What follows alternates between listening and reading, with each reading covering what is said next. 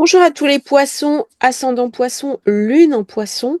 Bienvenue sur votre horoscope du mois de décembre. Et j'avais envie de vous remercier spécialement, vous les poissons, pour votre patience, votre gentillesse. Jamais j'ai une remarque désobligeante parce que j'envoie la vidéo des poissons, des Verseaux en dernier. J'apprécie beaucoup votre gentillesse, votre empathie, votre générosité. Alors, voilà qui est dit, janvier, je commencerai sans doute par les derniers signes qui arrivent toujours à la fin. Et ben, je les passerai avant les autres. Et on changera un petit peu l'ordre habituel pour quand même hein, que vous ne soyez pas toujours, je dirais, les derniers à voir votre vidéo.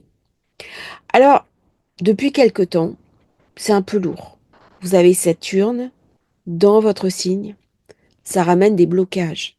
En plus là, carré Jupiter, carré à cette nouvelle lune, c'est pas facile. C'est pas facile. Heureusement, Neptune, cette semaine, redevient direct. Ça va lâcher du lest. Vous allez pouvoir remettre en place certaines choses, retrouver vos intuitions, retrouver une espèce de marche en avant, retrouver un enthousiasme. Il y a quelque chose de positif qui se passe. Par contre, Vénus rentre dans votre secteur d'ombre. Du coup, ça va vous secouer au niveau des inconscients avec Pluton qui a rejoint le Verseau. Eh bien, ça va être une période très intense qui va venir secouer un petit peu ce qui avait été refoulé. Très bonne période pour faire du transgénérationnel, nettoyer ses douleurs passées, nettoyer ses traumas. Période très intense pour les poissons au niveau psychique. Ça va vous connecter aussi avec vos intuitions profondes, avec des choses que vous ne voyez pas forcément, une sensibilité, une compréhension très personnelle du monde. Ça va vous ramener beaucoup de créativité, beaucoup d'imagination et ça va apporter à tous les poissons une capacité à voir le monde autrement. Toutefois, j'ai Mars qui est rétrograde en signe de feu, donc un signe qui est un petit peu explosif, hein. Le feu et l'eau ne sentent pas vraiment, même si j'ai un bel aspect, parce que Neptune est à la fin avec Mars, eh bien, j'ai quand même quelque chose là qui m'embête un petit peu. Et ça se trouve en zone 6, la zone de la santé, la zone du quotidien. Du coup, ça va me ramener beaucoup d'instabilité, de la colère, de la rancune. Ça va me rendre irritable.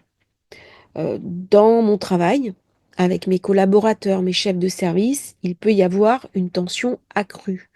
C'est une période où je vais ressentir difficilement les injustices du monde, plus encore que d'habitude. Beaucoup de tensions, beaucoup de contrariétés. Les choses n'avancent pas comme je voudrais. Et du coup, ça me rend la vie un petit peu difficile dans un moment où on devrait profiter de la vie. C'est-à-dire que normalement, la nouvelle lune du Sagittaire est une nouvelle lune qui est heureuse. On prépare les fêtes de fin d'année, on prépare le sapin, les cadeaux. Il y a un côté merveilleux dans les fêtes. Ce sont les illuminations, il y a quelque chose de grandiose. Et bien cette année, avec le carré Saturne-Jupiter, on voit bien que nous ne sommes pas là où nous devrions en être. C'est-à-dire, on devrait en avoir lâché avec les soucis, on se fait rattraper aussi bien par la politique, qu'elle soit nationale, internationale, que par nos relations aussi avec les autres, et notre quotidien est complexe. C'est une période aussi où il faut faire attention à sa santé, attention aux inflammations, attention aux brûlures, attention aux petites coupures, attention aux soucis domestiques, hein. On peut se blesser, alors pas forcément de manière grave, mais on peut, voilà, on est en train de cuisiner, on se coupe malencontreusement. J'ai Mars opposé Pluton entre la zone 12 et la zone 6, bon, ça rend quand même les choses un petit peu tendues, hein. Ça peut créer des petits accidents domestiques. Avec Vénus qui arrive sur Pluton, pareil, ça va me créer de l'irritabilité, de l'instabilité, l'impression que je ne comprends plus ce monde, que quelque chose m'échappe. Alors Saturne se fait bien sûr au détriment de cette nouvelle lune, qui est rendue difficile. Ça va me parler de leadership. Elle se fait en secteur 10. Ça va me parler de mon élévation, de mon souhait de réussir, de mon souhait d'apporter au monde cette vision idéaliste que j'ai. Et puis là, c'est pas possible, ça bloque. Donc du coup, ça me rend sensible, ça me rend perméable. Il y a quelque chose là qui gratte un petit peu. Donc le début du mois, très intense avec cette nouvelle lune, avec Vénus qui passe en Verseau, avec le même jour Neptune qui redevient direct, et surtout à partir du 6, Mars qui rétro. Donc on voit bien comment, dans ma zone de travail, ça va me perturber. À partir de janvier, il sera dans le cancer. On va parler les amours, les enfants, et il va falloir remettre d'aplomb certaines relations, hein. Il y a des choses qui devront être dites.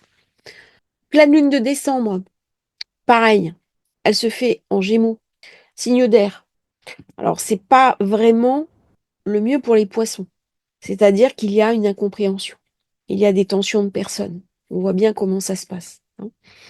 Ça se déroule dans la carrière, mais dans la maison, dans mon foyer, il y a des tensions. C'est-à-dire, on n'est pas d'accord. On a des conflits avec des membres de sa famille.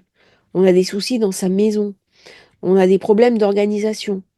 On a des dépenses qu'on n'avait pas prévu de faire et qui peuvent nous mettre en difficulté. On a aussi une forme d'idéal qu'on n'arrive pas à incarner dans la matière.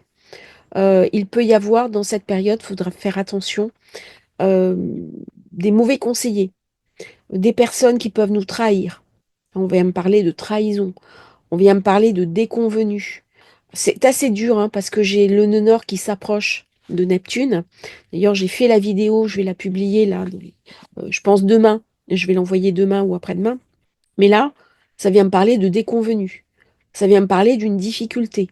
Euh, Très prudent sur les conseils que les personnes vont vous donner.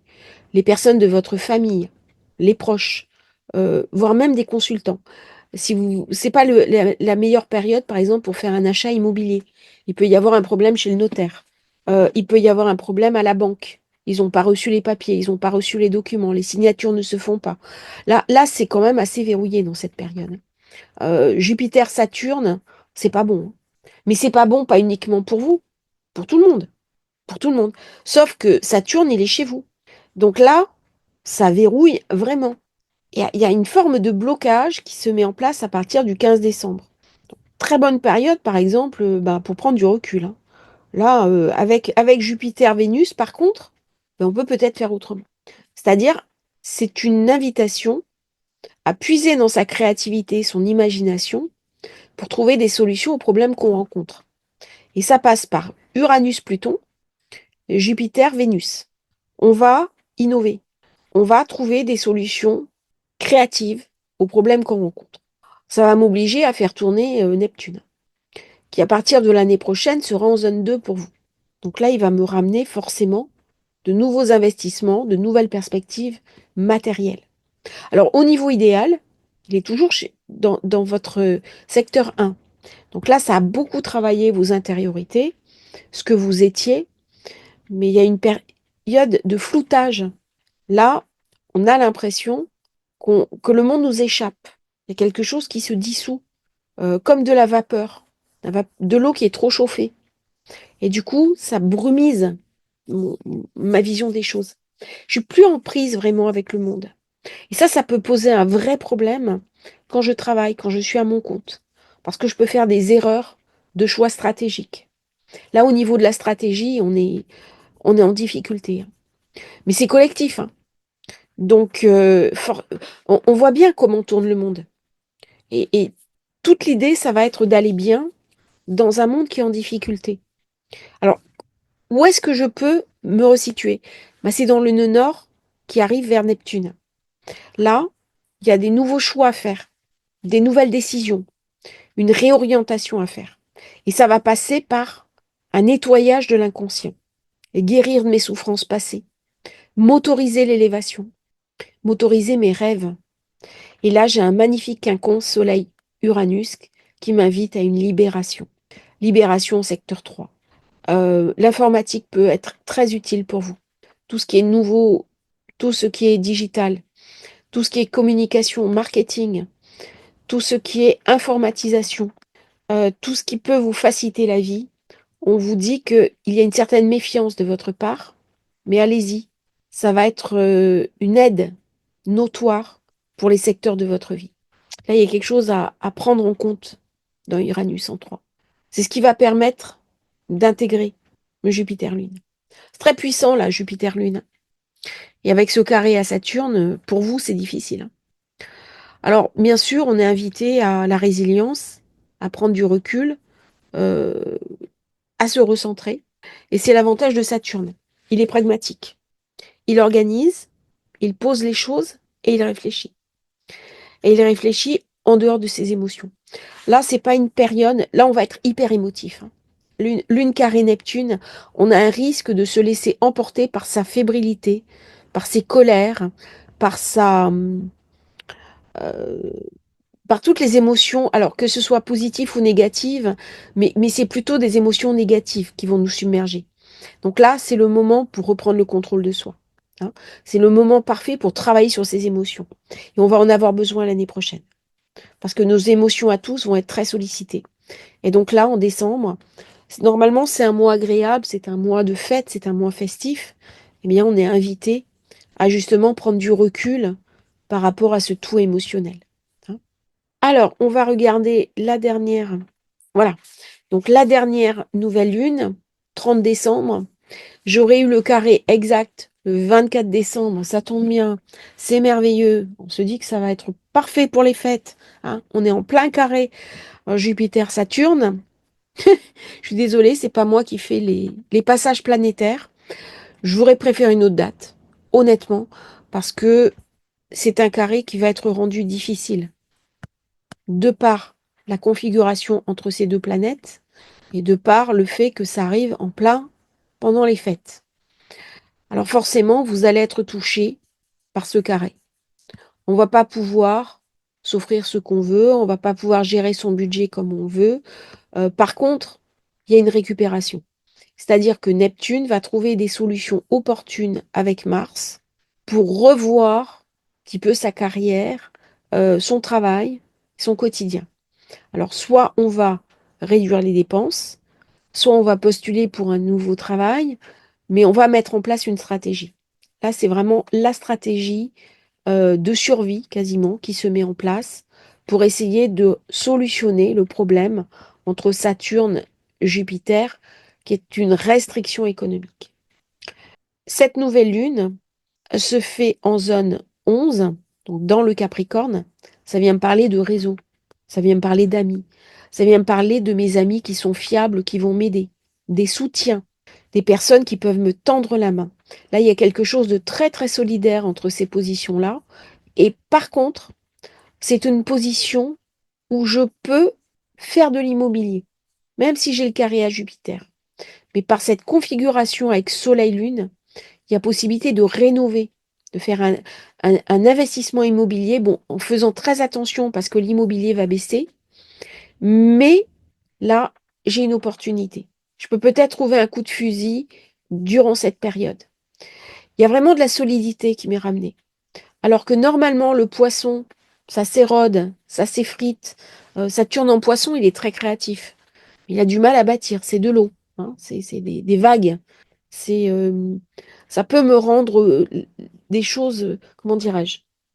C'est glissement de terrain, par exemple. Saturne poisson, ça peut être aussi la boue après une inondation.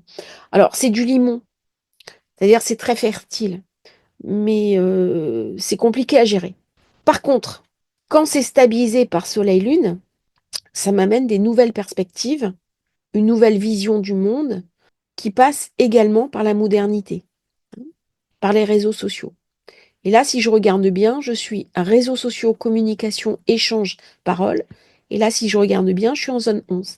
Donc, il y a une très très belle configuration entre la 11, symboliquement, et la 3. Et ça, c'est magnifique. Ça veut dire que je vais utiliser les réseaux sociaux peut-être pour gagner de l'argent, pour me faire connaître, pour communiquer, pour échanger. Là, il y a vraiment quelque chose de super. Donc, les fêtes de fin d'année seront tendues, comme pour beaucoup de personnes, mais avec des belles perspectives d'opportunités.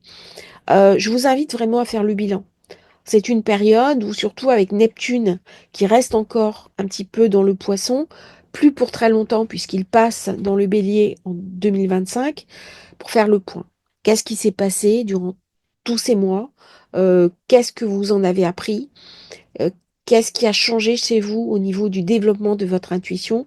C'est une période où on a encore une intuition qui est très très puissante. Je vous invite vraiment à l'utiliser pour trouver des réponses positives aux difficultés que vous allez rencontrer dans votre vie, parce que on va tous en rencontrer. 2025 va être une lessiveuse pour chacun d'entre nous, hein. Quand on a autant de planètes qui passent de signes, forcément, ça va pas être simple. Euh, je pense qu'on doit aussi être honnête dans l'astrologie. C'est ce que j'ai décidé de faire dans cette chaîne, même si des fois c'est un peu contrariant à entendre. Mais là, c'est vraiment le mois pour prendre son souffle, comme si on allait plonger sous la vague. Il y a une vague qui passe et on est invité à plonger sous la vague pour se retrouver sain et sauf de l'autre côté. Je vous remercie d'avoir suivi cette vidéo. J'espère qu'elle vous aura intéressé. N'hésitez pas à vous abonner à la chaîne, c'est très important pour nous soutenir. Et à bientôt pour un nouveau partage sur Astrologie Facile.